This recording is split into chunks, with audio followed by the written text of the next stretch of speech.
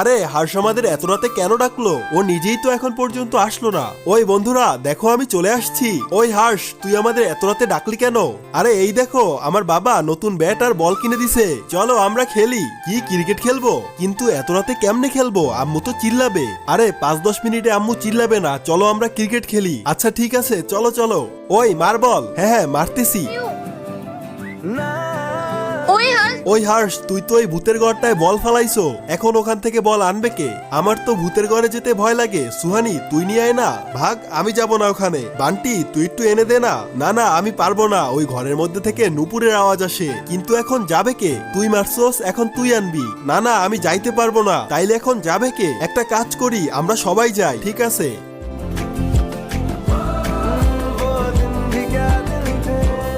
তার আগে তুমি যদি শয়তানকে ঘৃণা করো আর মাকে বেশি ভালোবেসে থাকো, তাহলে এই ভিডিওটিতে লাইক দিয়ে চ্যানেলটি সাবস্ক্রাইব করে দাও আর কমেন্টে আই লাভ ইউ মা লিখে যাও। আর যদি না করো তাহলে আমি ভেবে নিব তুমি শয়তানকে ভালোবাসো।